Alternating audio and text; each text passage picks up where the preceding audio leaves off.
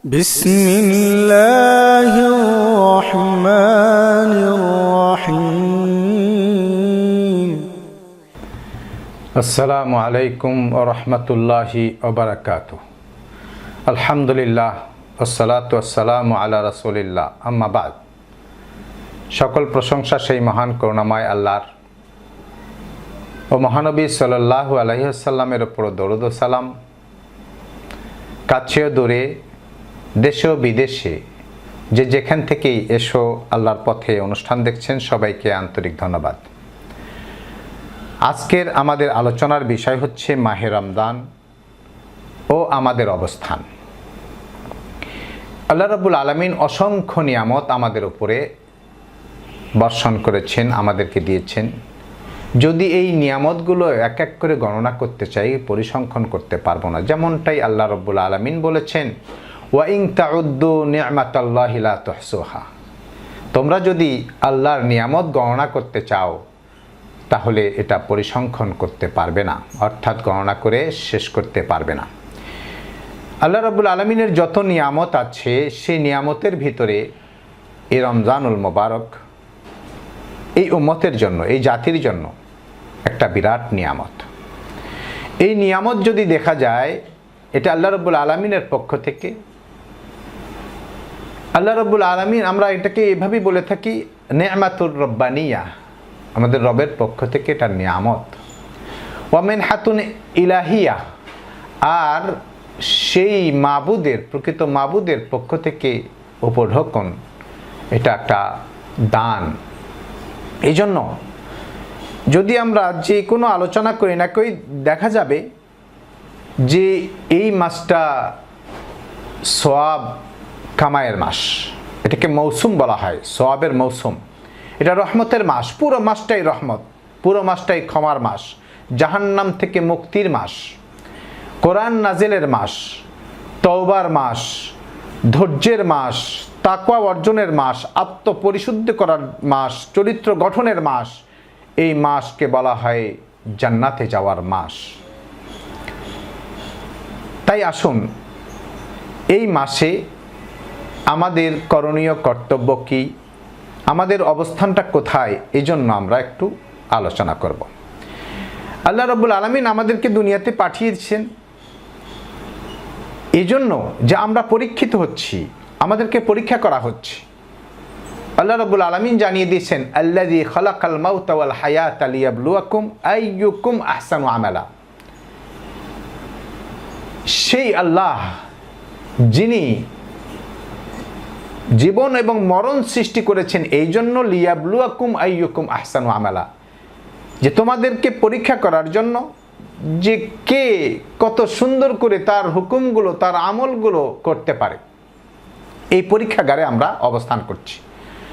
আমরা এখানে যা কিছু করছি, নামাজ, রোজা, হজ, যাকাত সহ যা কিছু করছি, সবগুলো আল্লাহ রাব্বুল আলামিনের কাছে সংরক্ষিত হচ্ছে।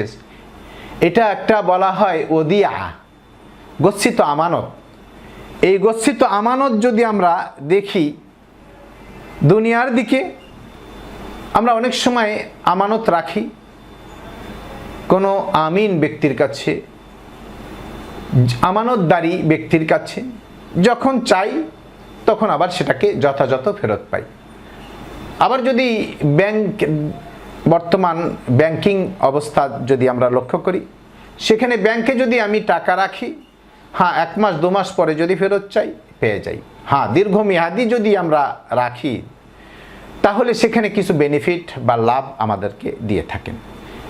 কিন্তু আমরা যদি মরে যাই, মরণের সাথে সাথে এই ওদিয়াগুলো, এই গচ্ছিত আমানতগুলো আমাদের থেকে ছিন্ন হয়ে যায়, আমরা আর পাবো না এটাকে।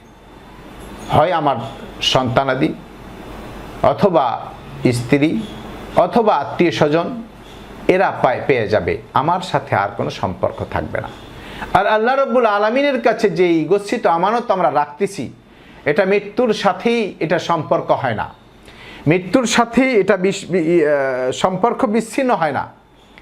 এটা যদি আমরা দেখি, বরং আল্লাহ রাব্বুল আলামিন এই গচ্ছিত আমানতগুলো আমাদেরকে মরণের পর এমনভাবে দিবেন, আমাদের ইখলাসের উপর নির্ভর করে, আমরা যদি এই কাজগুলো একনিষ্ঠতার সাথে করতে পারি তাহলে এটা লক্ষ কোটি এমনকি বেহিসাব আল্লাহ রাব্বুল আলামিন এটা গুণে গুণান্বিত করে আমাদেরকে ফেরত দেবেন। আল্লাহু আকবার। এখন এটা একমাত্র রবের পক্ষ থেকেই সম্ভব, এটা একমাত্র স্রষ্টার পক্ষেই সম্ভব, এটা আর পৃথিবীতে আর কারো পক্ষে এটা সম্ভব নয়। সেজন্য আমরা যদি এই রমজানের দিকে দেখি, আল্লাহ রাব্বুল আলামিন এই রমজানের রোজা আমাদের উপর ফরজ করেছেন। আল্লাহ রাব্বুল আলামিন জানিয়ে দিচ্ছেন, ইয়া আইয়ুহাল্লাযীনা আমানু কুতিবা আলাইকুমুস সিয়াম কামা কুতিবা আলাল্লাযীনা মিন ক্বাবলিকুম লাআল্লাকুম তাত্তাকুন। ওহে মুমিনেরা, ওহে ঈমানদারেরা, ওহে যারা ঈমান এনেছো, তোমাদের উপরে রোজা ফরজ করা হয়েছে যেমন তোমাদের পূর্বপুরুষদের উপরও ফরজ করা হয়েছে। লাআল্লাকুম তাত্তাকুন, যাতে করে তোমরা তাকওয়া অর্জন করতে পারো, আল্লাহর ভয় অর্জন করতে পারো, জাহান্নামের ভয়, কিয়ামতের ভয় তোমরা সঞ্চার করতে পারো, তোমাদের হৃদয়ে নিয়ে আসতে পারো। এটাই হচ্ছে তার মূল উদ্দেশ্য। এখন এখানে এই আয়াতকে লক্ষ্য করে যদি আমরা প্রথমের দিক দেখি, আল্লাহ রাব্বুল আলামিন সম্বোধন করেছেন, ডেকেছেন, ওহে যারা ঈমান এনেছো, ওহে মুমিনেরা। তাহলে এই রোজা ফরজ হয়েছে মুমিনদের উপরে। যারা মুমিন না, যারা আল্লাহ বিশ্বাসী না, হয়তো মুখে দাবি করতে পারে, হ্যাঁ, তাদের উপরে রোজা ফরজ না। মুমিন, প্রকৃত মুমিন, তারই উপরে রোজা ফরজ। যদি আমরা দেখি মুমিন যারা আমরা বিশ্বাস করি রোজা আমাদের উপরে আল্লাহ রাব্বুল আলামিন ফরজ করেছেন, তাই আমরা দিনের বেলায় পানাহার থেকে বিরত থাকি, শারীরিক চাহিদা, দৈহিক এবং প্রবৃত্তির এগুলোর থেকেও আমরা দূরে থাকি। এটার নামই সূর্য অর্থাৎ ফজর উদিত হওয়ার আগ থেকে সূর্য অস্ত যাওয়া পর্যন্ত যদি আমরা এই সমস্ত কাজ থেকে বিরত থাকি, এটার নামই হচ্ছে রোজা। এখন এই রোজা আমরা রেখেছি আল্লাহর জন্য। এই রোজাদারকে যদি একটা রোজা ভাঙ্গার বিনিময়ে লক্ষ টাকা দেওয়া হয়, এ ভাঙবে না। যদি প্রকৃত মুমিনদার, যদি প্রকৃত মুমিন হয়, ঈমানদার হয়, তাহলে এই রোজা কোটি টাকা দিলেও হবে না। আমার মত যে এই তাম পৃথিবীর মধ্যে যা কিছু আছে সব কিছু যদি তাকে দেওয়া হয় যে এটার বিনিময়ে তুমি একটা রোজা ভাঙ্গো, সে কখনোই ভাঙবে না।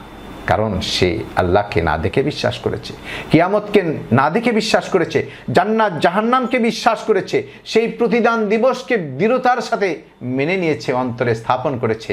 এই জন্য প্রকৃত মুমিন কখনোই এই রোজা ভাঙবে না। কারণটা কি? কারণটা হচ্ছে আল্লাহ রাব্বুল আলামিনের কাছে পুরস্কার পাওয়ার জন্য তিনি তো পুরস্কার ঘোষণা করেছেন। তিনি এই রোজার বিনিময় নিজ হাতে প্রদান করবেন। রাসূলুল্লাহ সাল্লাল্লাহু আলাইহি সাল্লাম আমাদের রবের পক্ষ থেকে বর্ণনা করেছেন, কুল্লু আমাল ইবনি আদম লাহু ইল্লা সিয়াম ফাইন্নাহু লি ওয়া আনা আজজি বিহি। যে আদম সন্তান যত আমল করে তার নিজের জন্য, তবে ইল্লা সিয়াম, রোজা ব্যতীত, সিয়াম ব্যতীত, ফাইন্নাহু লি ওয়া আনা আজজি বিহি, আর এই রোজাটা আমার জন্য, আর এটার প্রতিদান আমি নিজেই দেব। সুবহানাল্লাহ, সুবহানাল্লাহ। উলামাগণ বর্ণনা করেছেন ওয়া আনা উজজা বিহি, আর এটার প্রতিদান আমি নিজেই। সুবহানাল্লাহ। এই বিশ্বাস একজন মুমিন করেছে যে আমি আল্লাহ রাব্বুল আলামিনের পক্ষ থেকে এই প্রতিদান পাবো। এই প্রতিদানের তুলনা হয় না, এই প্রতিদানের তুলনা হয় না। আল্লাহ রাব্বুল আলামিন তার হাবিবকে দিয়ে বর্ণনা করেছেন, আ'দাততু লিইবাদি আস-সালিহিন মা লা আইনুন রাআত ওয়ালা উযুনুন সামিআত ওয়ালা খাতার আলা কলবি বাশার। যে আমি আমার নেককার বান্দা, সৎ বান্দাদের জন্য এমন জিনিস প্রস্তুত করে রেখেছি কোনো চক্ষু তা দেখেনি, কোনো বর্ণনা যতই কানে শুনুক না কেন, কোনো কান এটার আসল বর্ণনা শোনেনি। এবং যদি মানবজাতি কল্পনার রাজ্যে ঘোরাফেরা করে, ওই কল্পনার সাগরে হাবুডুবু খায়, তারপরও তার কল্পনায় আসবে না আল্লাহ রাব্বুল আলামিন কত বড় নিয়ামত, কত ধরনের নিয়ামত আল্লাহ রাব্বুল আলামিন এই বান্দাদের জন্য প্রস্তুত করে রেখেছেন। এটা বিশ্বাস করেছে মুমিন। যেমন আল্লাহ রাব্বুল আলামিনের জান্নাত এটা মুত্তাকিনদের জন্য প্রস্তুত করে রাখা হয়েছে, ও ইদ্দাত লিল মুত্তাকিন। এখন এই জান্নাতে যত নিয়ামত আমরা যদি আলোচনা করি, তাহলে এত নিয়ামত, এই নিয়ামতগুলোর সবচেয়ে বড় নিয়ামত হচ্ছে আল্লাহর দর্শন, আল্লাহর সাথে সাক্ষাৎ। কারণ এই যে রোজা রেখেছে, অন্যান্য ইবাদত করেছে একমাত্র আল্লাহর জন্য, আর আল্লাহর কাছে এই রোজার বিনিময় পাওয়ার জন্য সে এমনভাবে দৃঢ় বিশ্বাস করেছে, সেই দিন ওই আল্লাহর সাক্ষাৎ সবচেয়ে বড় নিয়ামত। সুবহানাল্লাহ, এটার তুলনা হয় না। এত খুশি, এত আনন্দ হবে সেই দিন, সেই জান্নাতে। আর রোজাদারের জন্য খাস করে রাখা হয়েছে একটা বাব, ইন্না ফিল জান্নাতি বাবান ইউকালু লাহুর রায়্যান, যে জান্নাতে একটা দরজাই আছে, যেই দরজার নাম হচ্ছে রায়্যান।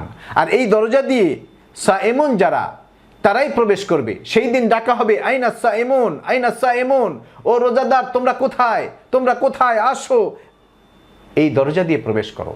ফায়াকুমুন, তারা দাঁড়াবে এবং এই দরজা দিয়ে প্রবেশ করবে।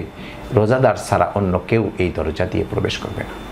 রাসূলুল্লাহ সাল্লাল্লাহু আলাইহি সাল্লাম বর্ণনা করেছেন, লিসাইমি ফারহাতান, ফারহাতুন ইনদা ফিতরি, ফারহাতুন ইনদা লিকাই রাব্বি। রোজাদারের জন্য দুটো আনন্দ। একটা হচ্ছে আনন্দ সে যখন ইফতারি করে, ইফতারির সময় তখন সে আনন্দ পায়। এই আনন্দ রোজাদার ছাড়া অন্য কেউ করতে পারে না বা পেতে পারে না। স্বাদ এত অতুলনীয়, সে তার হৃদয়ে এত ফুর্তি, আনন্দ সে ইফতারির সময়। একটা মৌখিক যারা দাবিদার রোজা, তারা হয়তো বিকেলে পানি খেয়েছে, কিন্তু ইফতারি তারা বাদ দেয় না। সেখানে ওই পানিতে তার ওই রকম আকর্ষণ থাকবে না, যেরকম আকর্ষণ একজন রোজাদার একমাত্র আল্লাহর জন্য সে পানাহার থেকে বিরত ছিল। সেজন্য এটা একটা আনন্দ। আর একটা আনন্দ হচ্ছে যখন তার রবের সাক্ষাৎ পাবে, তখন সে আনন্দিত হবে। আল্লাহু আকবার, সেই দিন আল্লাহ রাব্বুল আলামিন নিজে হাতে প্রতিদান প্রদান করবেন। এই জন্য আমরা একটু নিয়াতকে যদি পরিশুদ্ধ করে নেই আমাদের দায়িত্ব কর্তব্য হিসেবে রমজানের, তাহলে আমরা 30টা রোজাই নয়, বরং অনেক রোজার সওয়াব আমরা পেতে পারি। কারণ রাসূল সাল্লাল্লাহু আলাইহি সাল্লাম বর্ণনা করেছেন, মান ফাত্তারা সাইমান কানা লাহু মিথলু আজরিহি গায়রা আন্নাহু লা ইউনকাসু মিন আজরি সাইমি শাই। রাসূলুল্লাহ সাল্লাল্লাহু আলাইহি সাল্লাম বর্ণনা করেন, যে রোজাদারকে ইফতার করাবে, সে সামান্য জিনিসই দিয়ে হোক, একটা খেজুর দিয়ে হোক, অথবা একটু দুধ দিয়ে হোক, অথবা পানি দিয়ে হোক, যে কোনো জিনিস দিয়েই ইফতারি করায় না কেন, সেই রোজাদারের মতো সওয়াব তার আমল নামায় লিপিবদ্ধ করা হবে। আল্লাহু আকবার। হ্যাঁ, তবে হয়তো কারো শোভা সন্দেহ, ভয় হতে পারে রোজাদারের সওয়াবটা আবার নিয়ে ফেলবে কিনা। আল্লাহ রাসূল সেখানেও এ কথাই বললেন, গায়রা আন্নাহু লা ইউনকাসু মিন আজরি সাইম শাই, যে না, আসলে এই বিনিময়, এই সওয়াব যে পাবে, রোজাদারের সওয়াব থেকে একটু কমতি করা হবে না। এজন্য যদি আমরা আমাদের সাধ্য মোতাবেক সামান্য জিনিস দিয়েও যদি অন্য মানুষকে আমরা ইফতার করাতে পারি, তাহলে এরকম সওয়াব, আমিও যদি অন্যের ইফতারি দিয়ে ইফতার করি, সেও সওয়াবের অধিকারী হলো, অতএব আমার সওয়াব কমতি হবে না। এভাবে যদি আমরা দেখি, রোজা রাখবো, রোজার অনেক ফজিলত রয়েছে। দিনের বেলায় রোজা রাখবো, আবার রাতের বেলায় আমরা তারাবির নামাজ পড়ব, বিশেষ করে রোজার সময়ে, রোজার মাসে। আবার দেখা যায় যে রাসূল সাল্লাল্লাহু আলাইহি সাল্লাম বর্ণনা করেছেন, মান সামা রমাদানা ঈমানান ওয়া ইহতিসাবান গুফিরা লাহু মা তাকাদ্দামা মিন যানবি। যে ব্যক্তি এই রমজানের রোজার রেখেছে ঈমানের সাথে এবং সওয়াবের প্রত্যাশায়, তার অতীতের গুনাহগুলো মাফ হয়ে যায়। সুবহানাল্লাহ, সুবহানাল্লাহ, মাফ করে দেওয়া হয়। আবার রাতের বেলায় যদি তারাবির নামাজ পড়ে, সে সম্পর্কেও আল্লাহ রাব্বুল আলামিন হুবহুব এরকম আয়াত, এই হাদিসটা, এরকম হাদিসটা বর্ণনা করেছেন আবু হুরায়রা রাদিয়াল্লাহু আনহু। বুখারী, মুসলিম এবং অন্যান্য হাদিসের কিতাবগুলোতে রয়েছে, মান কামা রমাদানা ঈমানা ওয়া ইহতিসাবান গুফিরা লাহু মা তাকাদ্দামা মিন যানবি। যে ব্যক্তি কিয়াম করলো রমজানে, তারাবির নামাজ পড়লো, তবে ইমানের সাথে শর্ত হচ্ছে দুটো, ইমানের সাথে এবং সওয়াবের প্রত্যাশায়। তার অতীতের গুনাহগুলো মাফ করে দেওয়া হবে। আল্লাহু আকবার। কেউ কেউ বর্ণনা করেন সগীরা গুনাহ মাফ করে দেওয়া হয়, কিন্তু ভাই অনেক আলেমগণ একথা বলেন যে আসলে সগীরা নয়, কবিরা গুনাহ পর্যন্ত মাফ হয়ে যায়। সুবহানাল্লাহ। কারণ হলো সগীরা গুনাহ আমাদের ওযু করার সাথে সাথে শেষ ফোঁটা মাটিতে পড়ার আগেই সগীরা গুনাহ মাফ হয়ে যাচ্ছে। এক ওয়াক্ত নামাজ আর এক ওয়াক্ত নামাজ পড়ার সাথে সাথে সগীরা গুনাহ মাফ হয়ে যাচ্ছে, কিন্তু রমজানে তারা বর্ণনা করতেছেন যে কবিরা গুনাহ পর্যন্ত মাফ হয়ে যায়। সুবহানাল্লাহ। এই জন্য আমরা গুরুত্ব সহকারে বিশেষ করে নিয়তটাকে ইসলাহ করে নেব। আর আমরা জানি যে এই মাসে কোরআন নাজেল হয়েছে, শাহরু রমাদান আল্লাযী উনজিলা ফীহিল কোরআন। আর এই রমজান মাসের যে সওয়াবের ফজিলতের কথা বর্ণনা করা হয়েছে, এটার মেইন কারণ হচ্ছে যে কোরআনের সাথে সম্পর্ক হওয়ার কারণে। এই জন্য আমরাও আমাদের কোরআনের সাথে সম্পর্ক গড়ানোর মাধ্যমে আমরা সৌভাগ্যবান হয়ে যাব। এরকম কোরআন তেলাওয়াত করব। বর্তমান জামানায় যদি আমি একটু এই যে ল্যাপটপ অথবা মোবাইল নিয়ে আমরা অনেক সময় ব্যস্ত থাকি, যদি আল্লাহর জন্য যে রমজান এসেছে আমি আল্লাহর জন্য এই মোবাইল ছেড়ে দিলাম, আমি কোরআন তেলাওয়াত করব, পারি, অবশ্যই পারি। যারা কোরআন তেলাওয়াত করতে পারি বেশি বেশি কোরআন তেলাওয়াত করব। আবার যদি সম্ভব হয় আমরা এটার অর্থ শিখব, আমরা অর্থ জানব, এটা হালাল হারাম যেগুলো সেগুলো আমল করার চেষ্টা করব। তারপরে আমরা যদি দেখি এরকম সেহরি খাওয়ার আল্লাহ রাব্বুল আলামিন তার হাবিবকে দিয়ে এটার বরকতময় করেছেন, এবং লাইলাতুল কদর পাওয়ার জন্য এখন থেকেই তামান্না বাসনা কামনা আমাদের সুদেরও থাকবে। কারণ এই মাসেও এই রাত্রিটা রয়েছে, সেই রাত্রিটা হচ্ছে লাইলাতুল কদর। আর সেই রাত্রিটা যদি দেখি আল্লাহ রাব্বুল আলামিনের ভাষায় লাইলাতুল কদরি খায়রুম মিন আলফি শাহর। আর এই রাত্রিটা, এই লাইলাতুল কদর, এটা 1000 মাসের চেয়ে উত্তম। আর কারণটা হচ্ছে ইন্না আনজালনাহু ফি লাইলাতুল কদর, এই কোরআন আমি নাযিল করেছি লাইলাতুল কদরে। এই জন্য আমরা বেশি বেশি দোয়া করব। যদি এই আয়াতগুলো রমজান সম্পর্কিত যে আয়াতগুলো সূরা বাকারার ভিতরে রয়েছে, সেগুলো আয়াতগুলো আল্লাহ রাব্বুল আলামিন সুন্দর করে বর্ণনা করেছেন। আর মাঝখানেই দেখা যায় ইযা সাআলাকা ইবাদি আন্নী ফাইন্নী করিব উজিবু দাওয়াতাদ দাঈ ইযা দাআন, যে আমার বান্দা আমার সম্পর্কে জিজ্ঞাসা করে, যদি জিজ্ঞাসা করে আমি অতি নিকটে, আমি আহ্বানকারীর আহ্বানে সাড়া দেই। অতএব ফালিয়াস্তাজিবু লি ওয়ালিয়ুমিনু বি, আর তারাও যেন আমার ডাকে সাড়া দেয়, আমার কথা মানে, তাহলেই আমি তার দোয়াকে কবুল করব। এই জন্য বেশি বেশি দোয়া করা, তারপরে আল্লাহ রাব্বুল আলামিনের কাছে ইস্তেগফার করা, আর বিশেষ করে আল্লাহর ভয়, জান্নাতের আশা আমরা যেন সদা সর্বদা এই রমজান কেন্দ্রিক আমরা করে থাকি। আল্লাহ রাব্বুল আলামিন আমাদেরকে এই কাজগুলো বিশেষ গুরুত্ব সহকারে ইখলাসের সাথে আমল করার তৌফিক দান করুন। আমিন। ওয়া আখিরু দাওয়ানা আনিল হামদুলিল্লাহি রাব্বিল আলামিন।